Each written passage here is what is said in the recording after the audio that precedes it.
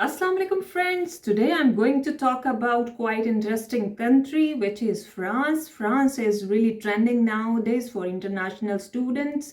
चार ऐसी कंट्रीज हैं जो कि इंटरनेशनल स्टूडेंट्स के लिए क्वाइट फेमस हैं। जर्मनी, आप उसके बारे में ऑफ कोर्स जानते हैं क्योंकि जर्मनी ऐसी कंट्री है जो फ्री एजुकेशन मैक्सिमम प्रोवाइड करती है। इसी तरह से इटली, स्पेन और जी फ्रांस फ्रांस के बारे में आज हम बात करने जा रहे हैं। और फ्रांस क्यों ट्रेंड में है, किस लिए फ्रांस जो है वो हम हॉट टॉपिक है बात करने के लिए आज का, क्योंकि फ्रांस जो है वो 20,000 स्टूडेंट्स को एडमिशन ऑफर कर रही है बाय 2025। तो जी बिल्कुल। और आपके जहन में ये क्वेश्चन आता होगा कि क्या ये सारे प्रोग्राम फ्रेंच में होंगे? जी नहीं, बिल्कुल। हम बात करने जा रहे हैं इंग्लिश टॉट प्रोग्राम्स की, इसलिए आपको वरी करने की कोई ज़रूरत नहीं है। और सबसे बड़ी मज़े की बात यह है कि फ्रांस जो है वो आइल्स रिक्वायर्ड नहीं करता मोस्ट ऑफ द यूनिवर्सिटीज़ में। अगर कुछ यूनिवर्सिटीज़ रिक्वायर करती हैं तो वो आप उनको इंग्लिश प्रोफिशेंसी सर्टिफिकेट जो है वो प्रोवाइड कर देते हैं, या आप वो मीडियम ऑफ इंग्लिश का सर्टिफिकेट लेके आप वो प्रोवाइड कर देते हैं। तो बाकी मैं बात करने जा रही हूँ कि हम जो है इनके इनटेक कब कब होते हैं फ्रांस में यूनिवर्सिटीज़ के, और इनका प्रोसेस क्या है, ट्यूशन फ़ी क्या है, पब्लिक और प्राइवेट यूनिवर्सिटीज़ में कैसे अप्लाई करते हैं। आपने अगर अप्लाई कर लिया है तो यूनिवर्सिटीज़ में, तो आप वीज़ा कैसे प्रोसेस करेंगे। अगर आप एज अ स्टूडेंट आ जाते हैं तो क्या आपको पार्ट टाइम जॉब मिल जाती है, किस तरह की पार्ट टाइम जॉब मिल जाती है, क्या आप पार्ट टाइम जॉब करने के लिए अलाउड हैं। तो इन सारी बातों के बारे में मैं बात करने जा रही हूँ डिटेल में। तो इसके लिए आपको देखना होगी मेरी कंप्लीट वीडियो, और उससे पहले आपको क्या करना होगा मेरा चैनल सब्सक्राइब, लाइक और नोटिफिकेशन कर लीजिए ऑन, ताकि आने वाली तमाम वीडियोस के बारे में आपको मिलती रहे खबर। तो चलिए जी बात करते हैं इनटेक की। इनटेक कब कब होते हैं जी? फ्रांस में दो इनटेक होते हैं यूजुअली। यूरोपियन कंट्रीज में ऑलमोस्ट, जिनकी मैंने चार कंट्रीज की बात की, सब में इनटेक 2 टाइम्स ही होते हैं। एक सितंबर अक्टूबर में होता है, एक जनवरी फरवरी में होता है। और इनकी डेडलाइंस कब होती हैं? डेडलाइंस हर इनटेक के 2 महीने पहले, क्योंकि से जनवरी फरवरी का जो इनटेक है उसकी डेडलाइन दिसंबर के लगभग हो जाती है। तो अराउंड सम टाइम ऐसा होता है कि जो डेडलाइंस होती हैं उनको एक्सटेंड भी कर दिया जाता है, लेकिन मैं इस वजह से आपको बता रही हूँ कि लेट्स से सितंबर अक्टूबर का अगर इनटेक है तो जनवरी फरवरी का है तो उससे 2 माह पहले आपने अपनी एप्लीकेशन कंप्लीट करनी है। आपने बिल्कुल लास्ट मोमेंट पे नहीं जाना। तो अब बात कर लेते हैं, अगर बैचलर्स की हम बात करते हैं तो फ्रांस जो है वो ऑफर करता है 3 इयर्स का बैचलर। अगर हम मास्टर्स की बात करते हैं तो जी 1 इयर्स का मास्टर भी है और 2 इयर्स का मास्टर्स भी है। और चलिए अब बात कर लेते हैं फ़ी के बारे में, ट्यूशन फ़ी के बारे में। अगर तो आप पब्लिक यूनिवर्सिटीज़ में अप्लाई करते हैं तो पब्लिक यूनिवर्सिटीज़ की फ़ी कदरे कम है। 2500 यूरो से लेके 4000 पर ईयर जो है इनकी फ़ी हो सकती है। अगर आप प्राइवेट यूनिवर्सिटीज़ में अप्लाई करते हैं तो honestly speaking private universities are way expensive. वो 4000 से लेके 20,000 बल्कि 25,000 यूरो पर ईयर तक भी आपको पे करना पड़ सकता है। लेकिन मैं आपको सजेस्ट करूंगी कि आप जो है वो पब्लिक यूनिवर्सिटीज़ में ही अप्लाई करिए, ना कि आप, अगर आप अफोर्ड कर सकते हैं तो जी बिल्कुल आप प्राइवेट यूनिवर्सिटीज़ में भी अप्लाई कर सकते हैं। और बात करते हैं कि आप अप्लाई कैसे कर सकते हैं, और अप्लाई करने से पहले क्या ये यूनिवर्सिटीज़ इंग्लिश प्रोग्राम ऑफ़र करती हैं। तो जी आपने इंग्लिश प्रोग्राम कैसे सर्च करने हैं? फ्रांस की 2 ऑफिशियल वेबसाइट्स हैं और आपने उन पे जाना है। वेबसाइट्स के नाम क्या हैं? कैंपस फ्रांस एक वेबसाइट है, दूसरी वेबसाइट है एतुदिस इन फ्रांस। सो अनफॉर्चुनेटली तो दिस एंड फ्रांस जो है वो पाकिस्तान के लिए अभी जो है ऑपरेशनल नहीं है। इस year may be next coming years में इंशाल्लाह अवेलेबल हो जाएगी, लेकिन इंडियंस के लिए क्राइटेरिया डिफरेंट है। तो जो मैंने कैंपस फ्रांस आपको वेबसाइट बताई, इट्स काइंड एजेंसी, लेकिन गवर्नमेंट ऑफिशियल वेबसाइट है ये।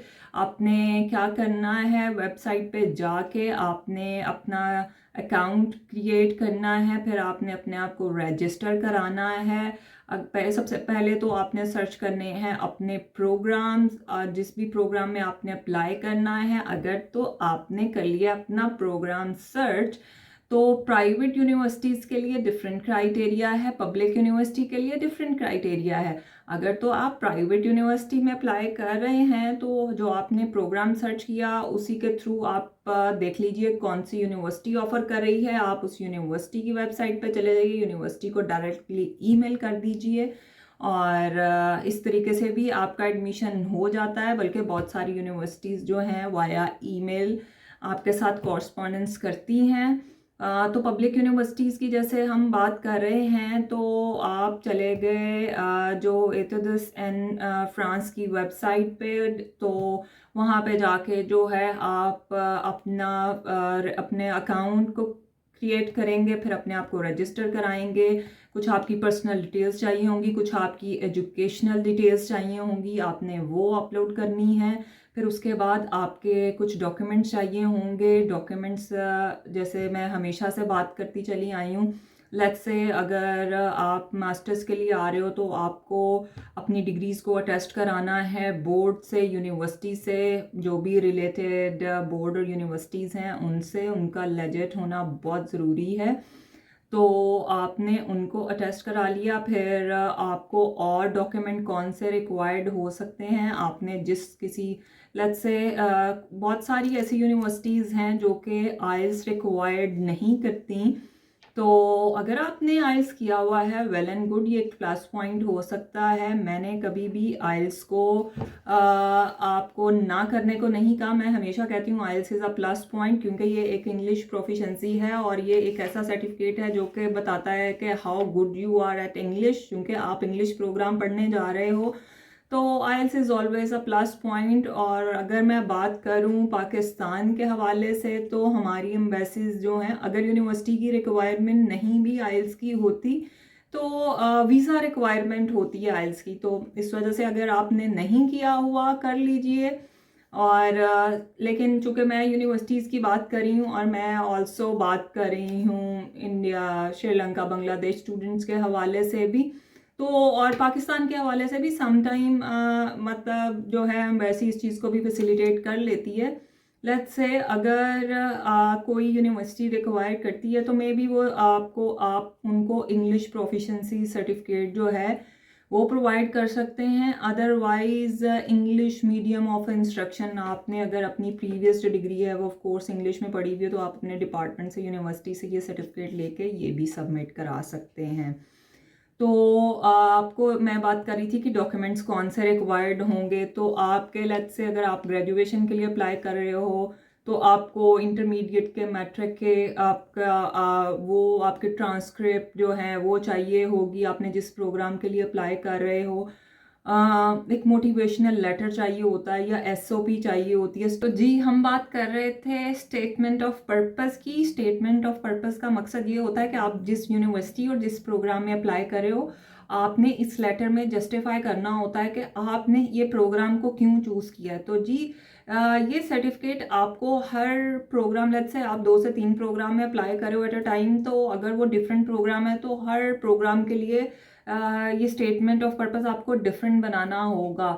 तो जी, ये तो दस इन फ्रांस वेबसाइट पर जहाँ हमने अपना लॉगिन क्रिएट किया था, सारा कुछ रजिस्टर किया था, यहाँ हमने अपने ये सारे डॉक्यूमेंट्स कर दिए अपलोड।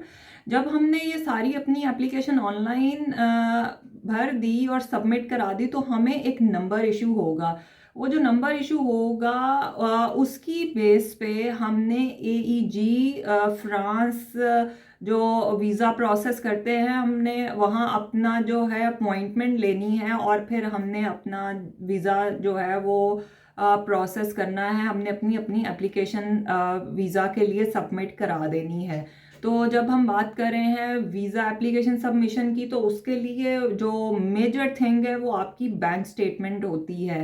बैंक स्टेटमेंट जो है वो कितने की होनी चाहिए? 3 से 6 माह पुरानी होनी चाहिए। मैं आपको कहूँगी 6 मंथ ओल्ड आपकी बैंक स्टेटमेंट होनी चाहिए। उसमें ट्रांजेक्शन्स इन आउट होती रहनी चाहिए, ना कि आपने 11th आवर जो है वो पैसे सबमिट कराए हैं और फिर आपने बैंक स्टेटमेंट लेके और अपनी फाइल के साथ लगा दिए, तो वो वैलिड नहीं होती। आपकी जो बैंक स्टेटमेंट है वो लेजिट होनी चाहिए, ना कि उसमें कोई ऐसी ट्रांजैक्शन हो जो आप एक्सप्लेन ना कर सकें कि ये पैसे कहाँ से आए हैं। बाकी सबसे बड़ा क्वेश्चन है कि बैंक स्टेटमेंट कितने की होनी चाहिए। तो बैंक स्टेटमेंट जो है 7,500 यूरो के लगभग की होनी चाहिए। चूंकि 7,500 यूरो जो है ये आपके लिविंग एक्सपेंस हैं 1 साल के ऑलमोस्ट। अगर तो आपने फीस जमा करा दी है तो मैं तब बात कर रही हूँ कि आपकी ये इतने की होनी चाहिए बैंक स्टेटमेंट। अगर तो आपने अपनी फीस जमा नहीं कराई सेमेस्टर की और ईयर की, तो फिर वो उतने पैसे जो भी लग से आपकी 2500 जो है 2500 यूरो आपकी फ़ी है, वो प्लस आपका 7,500 यूरो जो लिविंग एक्सपेंस है इक्वलेंस टू पाकिस्तानी रुपी आपके अकाउंट में शो होने चाहिए। तो चलिए जी, इस तरह से हो गया आपका वीज़ा प्रोसेस। लेट्स से आपने सारा कुछ जो है बहुत अच्छे से कर लिया, आपको वीज़ा मिल गया, आप फ्रांस आ गए। फिर जब आप स्टूडेंट होते हैं तो क्या आपको जॉब करना अलाउ होता है? जी बिल्कुल, आपको जॉब करना अलाउ होता है। आपको पर ईयर 964 आवर्स जो है स्टूडेंट काम कर सकते हैं। और आपने परेशान नहीं होना कि आपको लैंग्वेज बैरियर आएगा या कुछ इस तरह से। बहुत सारी ऐसी ऑड जॉब्स और ब्लू कॉलर जॉब्स होती हैं जो स्टूडेंट्स के लिए होती हैं, तो उस जॉब को करके आप 1,000 से 1,500 यूरो या 1,000-1,200 यूरो जो है आप मंथली अर्न कर सकते हो। तो जी, ये सारी बात हो गई फ्रांस में स्टडी की। तो आई होप मेरी वीडियो आपको पसंद आई होगी, और अगर आप फ्रांस में आने का सोच रहे हैं तो ये वीडियो आपके लिए काफ़ी हेल्पफुल होगी।